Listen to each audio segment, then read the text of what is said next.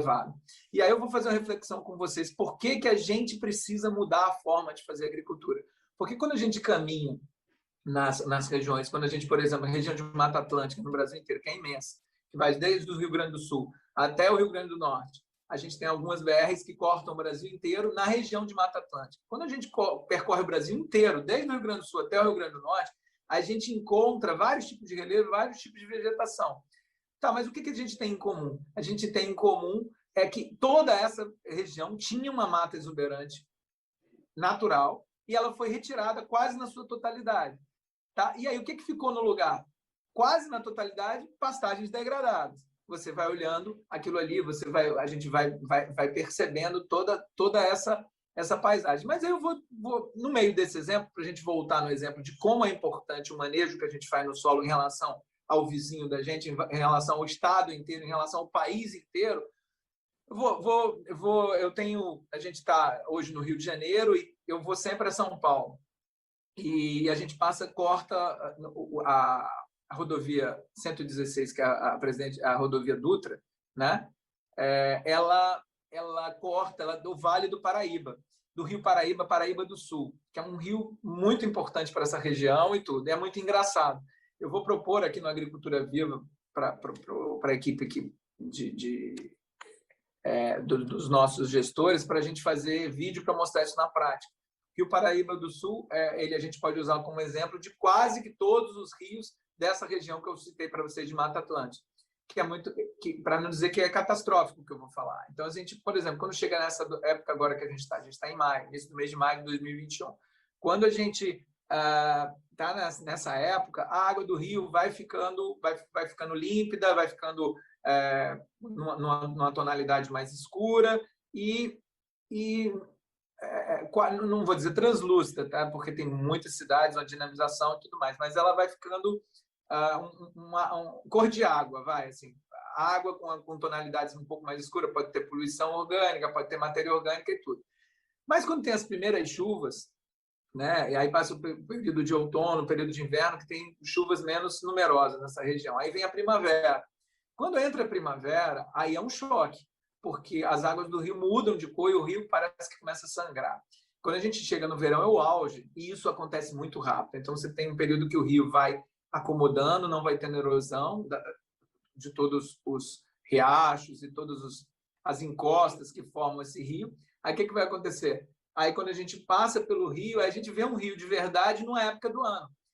Aí, acontecem as primeiras chuvas de verão, que começam na primavera e tudo, chuvas mais intensas, que é a entrada do período chuvoso na região centro-oeste, centro-sul do Brasil e sul. O que acontece? O rio, de repente, ele começa a sangrar. Parece que o rio está sangrando. O que é aquilo? É partícula de argila que está dispersa no rio. Ou seja, o rio está morrendo, está sendo assoreado, porque toda a região, os córregos vêm com argila, todas as encostas, todas essas pastagens degradadas, todos esses hectares, dezenas, centenas, milhares e dezenas de milhares de hectares de solo degradado vão sendo erodidos e vão carreando para os rios, e os rios vão transportando naquela água vermelha, sangrando como se fosse sangue, vão transportando solo, vão transportando terra, e de maneira permanente. A pessoa que está causando isso, ela nunca foi avisada, o agricultor, o pecuarista que está lá deixando meia dúzia de vaca, ou então a terra lá largada, um proprietário de terra que herdou, ou uma pessoa que comprou uma porção de terra e tudo mais, ela não sabe o mal que está causando para toda uma região. E por que isso acontece? Porque está sendo mal manejado o solo, tá certo? Está sendo mal manejado o solo. Então, exemplo, aquilo ali é argila que está dentro do rio. Se a gente multiplicar esse exemplo que eu falei do Paraíba do Sul para todos os riachos, para todos os córregos, para todos os rios, que são, por exemplo, afluentes do Paraíba do Sul e de tantos outros rios, aí a gente cria uma situação da importância assim, poxa, nossa, mas isso é muito impactante, mas isso é muito degradante. É muito degradante, ou seja, a geração de energia elétrica em toda essa região, incluindo a região Nordeste, tudo, ela depende desses rios. A gente tem um sistema de geração de energia elétrica inigual no mundo, que o Brasil tem, porque soube aproveitar o potencial hidrelétrico dessas regiões. E ele é canibalizado ano a ano. A água que vai para os centros urbanos vem desses rios também, ou seja, quando há anos atrás a gente estava passando por escassez de água, era também por esse motivo. E agora o pior de tudo, as catástrofes que acontecem de norte a sul do país, nessa região litorânea que eu citei para vocês. O que acontece? Acontece que, de vez em quando, vai saltando em cada estado, a gente vai tendo catástrofes de inundações, de precipitação e tudo mais, e as pessoas acham aquilo comum. Só que muitas vidas são ceifadas, casas vão embora, construções e tudo mais, e aquilo ali gera um prejuízo econômico, gera um prejuízo humano inigual, fora custos com defesa civil que a gente tem que ter e tudo mais. E se eu falar para vocês que a origem de todo esse problema não é a natureza, a origem de todo esse problema é o mau manejo do solo, eu posso dizer, eu afianço para vocês, eu garanto que esse problema a gente criou. E a gente está criando em cada gleba, cada pessoa que está nos assistindo aqui, que tem uma porção de terra, que maneja mal a terra, independente da declividade que for, contribui para o aumento desse problema. Ou, se passa a manejar corretamente o solo, passa a fazer um movimento contrário. Que movimento contrário é esse? O movimento da produção de água. Então, assim, manejar bem o solo gera um novo conceito que a gente vai trazer aqui. O agricultor que é produtor de, por exemplo, de alimentos, de frutas, produtor de hortaliça, produtor de grãos, produtor de madeira, né? Não estou falando só de eucalipto, mas qualquer biomassa que gere carvão também. Você imagina que esse produtor, além dele produzir essa biomassa, ou produtor de gado, tá? De pastagem, a gente está falando de forragem, a gente estava falando de pastagem mal manejada, mas imagina uma pastagem bem manejada. O conceito de que a gente pode produzir forragem de uma maneira sustentável, a gente pode produzir biomassa, a gente pode produzir celulose, eucalipto, a gente pode produzir biomassa, pode produzir cana-de-açúcar para poder fazer açúcar, álcool, o bagaço da cana gerar eletricidade, pode fazer tudo isso. Mas se respeitar o solo, o que a gente vai conseguir? A gente vai fazer, essa atividade vai acontecer de uma maneira sustentável, a gente vai conseguir aumentar a produtividade da cana-de-açúcar, por exemplo, vai gerar mais açúcar, vai gerar mais álcool produzido do melaço da cana-de-açúcar e vai gerar mais energia de biomassa quando a gente pegar esse bagaço e queimar em usinas termoelétricas.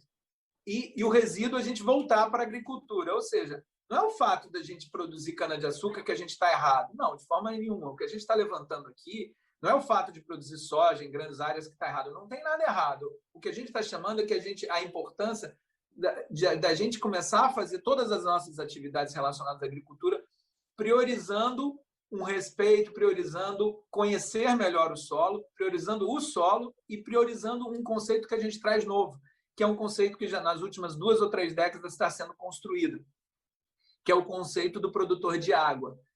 Quando o agricultor ele respeita o solo e o solo passa a exercer aquela função que ele exerce na vegetação nativa, tá certo? A gente vai botar aqui alguns filmezinhos ao longo da nossa caminhada de fotos do próprio Vale do Paraíba, onde a gente encontra...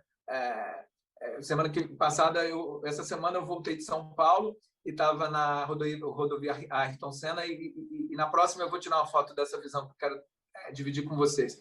Eu estava olhando uma mata seca, que é uma mata no alto, né?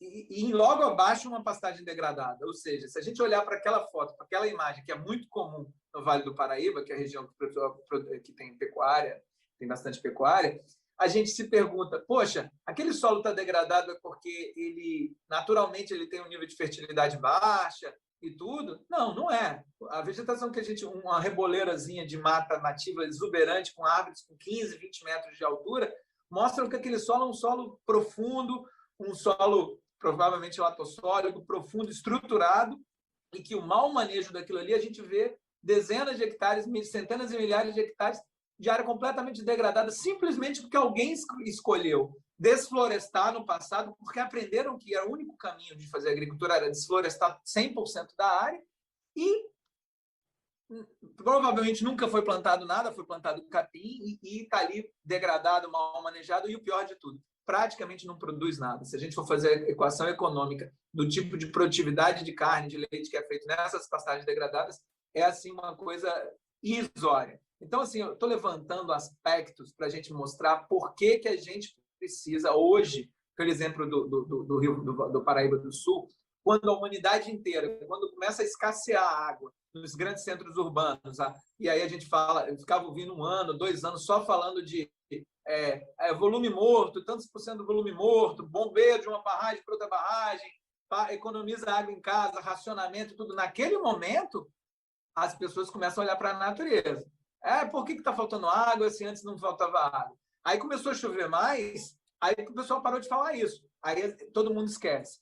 Mas o que a gente veio conversar com vocês não esquece nunca, porque os efeitos danosos do mau manejo do solo, da agricultura como vem sendo feita, eles são permanentes e são contínuos na natureza. E vão fazendo com que, por exemplo, a recarga dos aquíferos, quando a gente pega uma pastagem dessa, como eu falei do exemplo do Vale da rodovia Ayrton Senna, quando a gente pega uma mata bonita, exuberante, né, numa parte alta, né, normalmente as matas ciliares elas são mais baixas, numa parte alta uma mata, na parte mais baixa, que seria o terreno mais fértil, uma pastagem totalmente degradada, cheia de cupins, de monte, o que sugere aquilo? Que onde tem a mata, quando chove, a água entra e realimenta, porque se a gente tem árvores com 15 metros de altura, às vezes a gente tem raízes que ultrapassam 15 metros de profundidade. Ou seja, cria por exemplo, no Cerrado brasileiro, todo o centro-oeste, a vegetação nativa de Cerrado é conhecida que a biomassa do Cerrado é mais exuberante na parte intrassolo do que externa. Então, se a gente pega uma vegetação de Cerrado, algo em torno de quase 2/3 da biomassa é subterrânea. Isso faz com que todos os rios do Brasil que nascem na região do Brasil central do Cerrado eles nasceram, e todo esse sistema hídrico ele nasce dessa realidade. Como o homem agricultor não conhece que a água que ele usa para irrigação do pivô central, das hortaliças, a água que cai desses rios, que vão formando os rios de Planalto, que vão descendo para a região centro-sul, que são os rios que formam hidrelétrica e tudo, eles vêm dessa região. Só que na hora que a gente desfloresta essa região, a gente mata a floresta subterrânea que tem do Cerrado, que é responsável por formar todas os lençóis freáticos, que são florestas subterrâneas responsáveis pela retenção de água. Então, falar de responsabilidade, de um manejo sustentável com o meio ambiente, com o solo, com a agricultura, é falar de produção de água, tá certo? Então, quando a gente maneja corretamente o solo, a gente cria uma condição de permeabilidade do solo que é maior do que a gente está acostumado. Então, o solo de mata ele tem uma capacidade maior do que a maior tempestade que a natureza consegue produzir. O nome disso, na física de solo, chama VIB. Isso os agrônomos, os pedólogos, que são os técnicos responsáveis pelo estudo da química do solo, da dinâmica da água do solo, usam esse conceito de velocidade de infiltração básica, né? Velocidade de infiltração básica é qual é a quantidade de água que um solo dá conta de absorver, dado um fenômeno de chuva.